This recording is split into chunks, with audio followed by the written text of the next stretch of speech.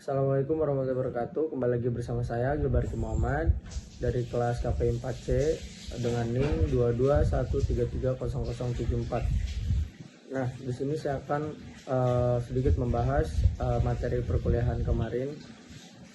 Langsung saja ke materi. Itu yang pertama, definisi TOR dalam konteks media massa.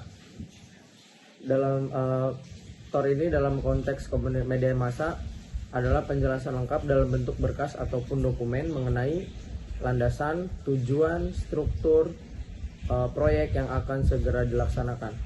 TOR juga berisikan perjanjian, jadwal pertemuan, dan negosiasi yang sudah ada atau akan dilakukan oleh pihak-pihak yang terkait dengan proyek tersebut.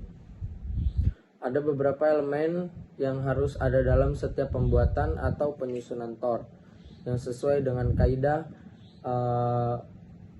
what, when, where, how, and how much. Yang pertama yaitu latar belakang. Kemudian yang kedua, uraian kegiatan. Yang ketiga, maksud dan tujuan. Yang keempat, metode dan tahapan. Yang kelima, jadwal dan tempat. Yang keenam, produk atau jasa. Yang ketujuh, tim evaluasi. Yang kedelapan, logistik dan anggaran. Yang kesembilan, pelaksanaan dan penanggung jawab. Kemudian ke bagian B, pentingnya TOR dalam peliputan berita dan artikel di media massa. TOR ini memiliki peran penting dalam peliputan berita dan artikel, khususnya berita. Melalui TOR, jurnalis tahu batas waktu liputan sehingga bisa mengatur waktu mulai proses pengumpulan informasi, penulisan, editing, hingga publikasinya. Adanya TOR juga membuat reporter bisa bekerja terarah, efektif, efisien dari sisi waktu dan biaya. Nah, kemudian juga di sini ada yang harus direncanakan dengan beberapa tujuan kerangka acuan kerja. Yang pertama itu mencegah adanya ketidaksesuaian kondisi lapangan saat proyek berjalan. Yang kedua, dasar rencana suatu proyek. Yang ketiga, sarana bagi atasan untuk mengendalikan kinerja karyawannya. Yang keempat yaitu acuan perhitungan audit bagi pihak manajemen dan divisi keuangan. Yang kelima, bahan penilaian kualifikasi atau suatu proyek. Kemudian ke bagian C yaitu proses penyusunan TOR. Nah, di sini TOR ini memiliki langkah-langkah penyusunan untuk membuat berita di media massa.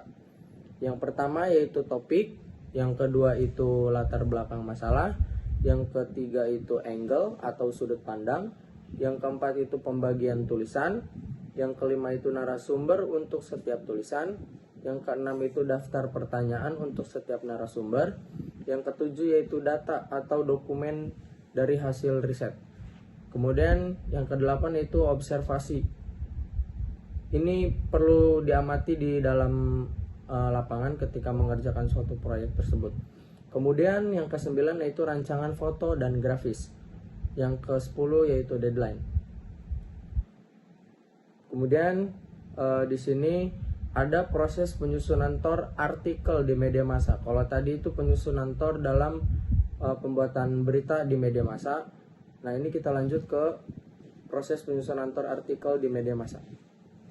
Langkah-langkah menyusun TOR untuk berita di media massa. Yang pertama, untuk artikel di media massa, yang pertama ada topik atau tema liputan, yang kedua itu ada latar masalah, yang ketiga itu sudut pandang, yang keempat itu narasumber, yang kelima itu daftar pertanyaan untuk masing-masing narasumber, yang keenam itu ada lokasi liputan, yang ketujuh itu ada foto atau video yang dibutuhkan, kemudian yang ke-9 itu ada data yang dibutuhkan.